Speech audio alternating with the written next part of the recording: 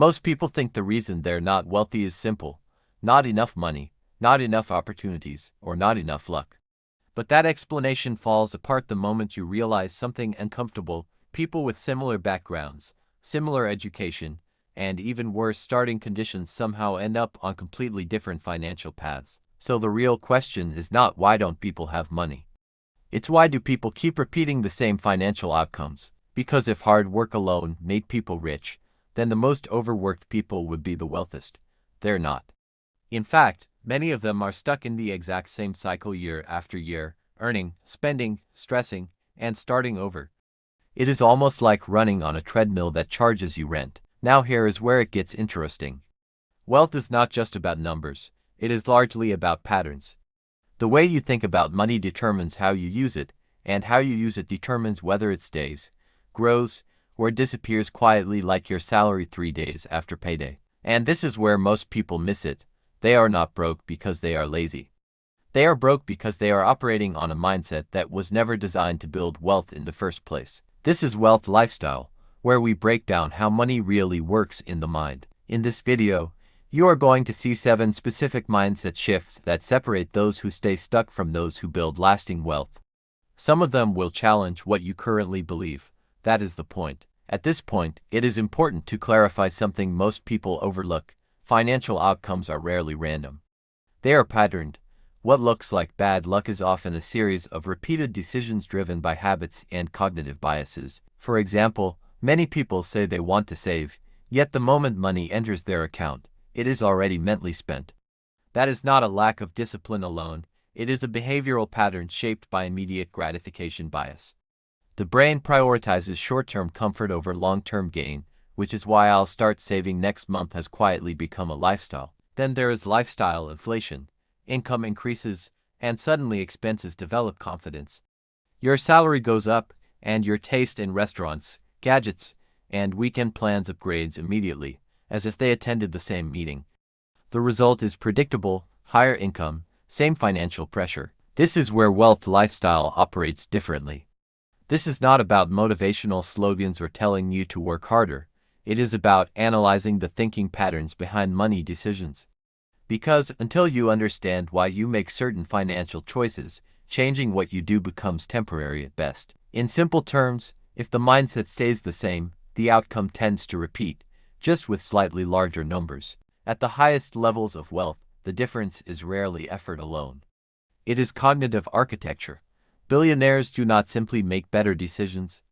They interpret opportunities, risk, time, and value through a fundamentally different psychological framework. For instance, where the average person sees cost, they evaluate potential return.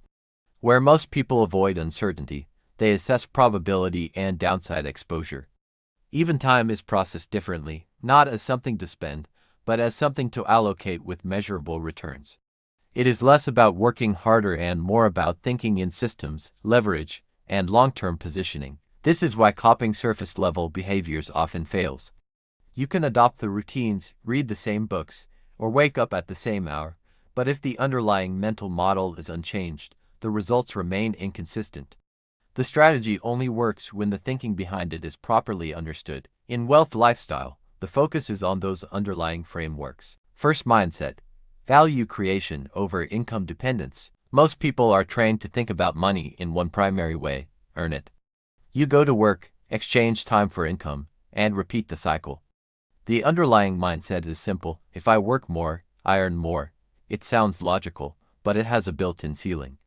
There are only so many hours in a day, and unfortunately, your boss is not planning to invent extra ones for you. Billionaires approach this differently. They are less focused on earning and more focused on creating value at scale. Instead of asking, how much can I make per hour? They ask, what problem can I solve that affects thousands or millions of people? The shift is subtle but powerful. Income becomes a byproduct of impact, not just effort. In real life, you see this everywhere. The person who cuts hair earns per client. The person who creates a product for barbers earns from thousands of clients they will never meet. Same industry, completely different mental model. The practical reframing here is psychological. You move from identifying as a worker to identifying as a problem solver. Instead of thinking, what job can I get? You start asking, what value can I create that people will consistently pay for? That single shift changes how you see opportunities, and more importantly, how you act on them. Second mindset, long-term cognitive orientation. Most people relate to time emotionally, not strategically. The default mindset is simple: I want it now. If it feels good today, it is justified. Saving can wait, investing can wait, planning can wait. After all, your future self seems like a responsible person. Unfortunately, that person keeps getting your bad decisions. This is where delayed gratification quietly loses every day. You see it in real life. Someone gets paid on Friday, celebrates like a small economic stimulus package has just been released, and by Monday, they are back to checking their account balance like it betrayed them. The issue is not income, it is time perception. Money is being treated as something to enjoy immediately, not something to position for future growth. Billionaires operate differently. They think in extended timelines. Instead of asking, what can this money do for me today? They ask, what can this decision become in 5 or 10 years? It is less exciting in the moment, but far more powerful over time. The practical shift here is learning to pause and evaluate decisions beyond immediate satisfaction. Before spending, ask a simple question: is this helping my future or just entertaining my present? That small mental habit, repeated consistently, begins to compound in ways most people underestimate. Third mindset, capital growth thinking. Most people treat all money the same. Once it enters the account, it becomes available. From there, it quietly disappears into food, subscriptions, transport, and a few "I deserve this" moments that seem harmless until the balance starts looking like a countdown timer. The common mindset is consumption first.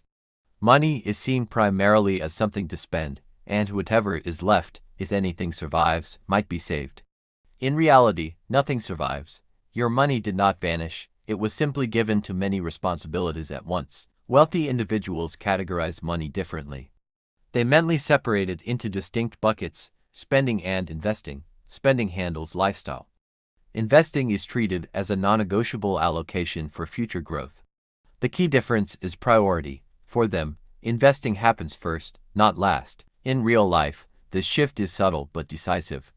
Instead of saying, let me spend and save what is left, the approach becomes, let me invest first, then adjust my lifestyle to what remains. It sounds restrictive, but it actually creates control. The practical reframing is to assign roles to your money before it is spent. Every inflow should already have a structure. When money has direction, it behaves differently. When it does not, it simply follows your impulses. Fourth mindset, risk intelligence, not risk avoidance. Most people hear the word risk and immediately think danger. The default reaction is avoidance. Play it safe, don't lose money, don't try anything uncertain. It sounds responsible, but in practice, it often leads to staying in situations that feel safe yet produce little or no growth. Ironically, avoiding risk can become the biggest risk of all. You see this in everyday life. Someone stays in the same job for years, not because it is rewarding, but because it is predictable. Meanwhile, inflation is quietly negotiating their salary downward. It is like locking your money in a room for safety, only to discover the room has a slow leak. Wealthy individuals do not avoid risk, they calibrate it. They assess probability, potential upside, and worst-case scenarios before making decisions. Instead of asking, what if I lose? They ask, what is the likelihood of loss, and can I survive it if it happens? That shift turns fear into analysis. The practical application is straightforward. Before making a decision, define 3 things: the potential gain, the possible loss, and your ability to recover. When risk is measured, it becomes manageable. When it is ignored or feared, it controls your choices. Fifth mindset, abundance cognitive framing. Most people operate from a scarcity frame without realizing it. The internal script sounds like this: there isn't enough, opportunities are limited, if they win, I lose. That perception quietly narrows decision-making bandwidth. You hesitate, overprotect what you have, and default to safe, familiar options. It is not that opportunities are absent, your mind is simply not scanning for them. You see it in everyday situations. A colleague shares a new idea, and instead of evaluating it, the immediate reaction is skepticism or comparison. Someone else gets ahead, and it feels like something has been taken from you personally. Scarcity thinking turns every situation into a competition, even when collaboration would produce better outcomes. Wealthy individuals tend to operate from an abundance frame. They assume opportunities can be created, expanded, or accessed through networks, skills, and timing. This does not mean blind optimism. It means their perception allows them to notice options others ignore. When your mind expects possibilities, it allocates attention differently. The practical shift is to deliberately widen your evaluation lens. Instead of asking, "Is this too risky or too crowded?" ask, "Where is the angle others are not seeing?" That simple reframing increases your ability to spot and act on opportunities in real time. Sixth mindset, ownership mentality. Most people are comfortable being consumers. The default mindset is to pay for access, not to own the source. You subscribe, you rent, you purchase products, but rarely stop to ask, who actually benefits long-term from this transaction? Usually, it is not you. You are funding someone else's asset while building none of your own. You see this clearly in real life. Someone proudly pays for multiple subscriptions, upgrades their phone every year, and knows every new product release, but owns nothing that generates income. It is efficient consumption, but poor positioning. The system works perfectly, just not in your favor. Wealthy individuals treat ownership as a psychological priority. They are constantly asking, "How do I own a piece of this?" It could be equity in a business, shares in a company, intellectual property, or even control over a platform. Ownership means you benefit repeatedly from the same effort, instead of paying repeatedly for access. The practical shift is to pause before spending and evaluate the structure behind it. Instead of only consuming, look for entry points into ownership, however small. It might start with investing, building something, or partnering strategically. Over time, this mindset moves you from funding systems to participating in them.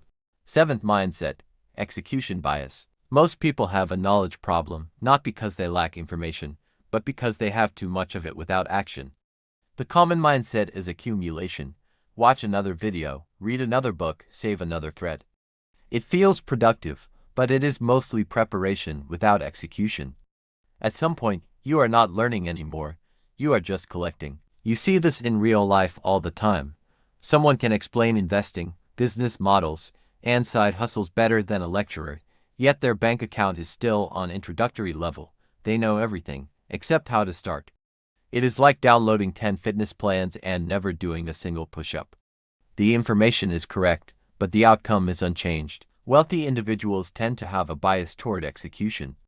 They value speed of implementation over perfect understanding. Instead of asking, "Do I know enough?" they ask, "What is the smallest step I can take right now?"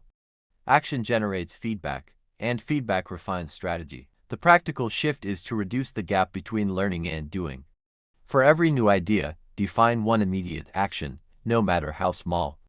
Knowledge only becomes valuable when it is applied. Until then, it is just well-organized potential. At this point, you can see the pattern. These shifts are not isolated tricks. They are connected ways of thinking that shape how decisions are made daily. This is not about chasing money randomly or waiting for a lucky break that may or may not arrive.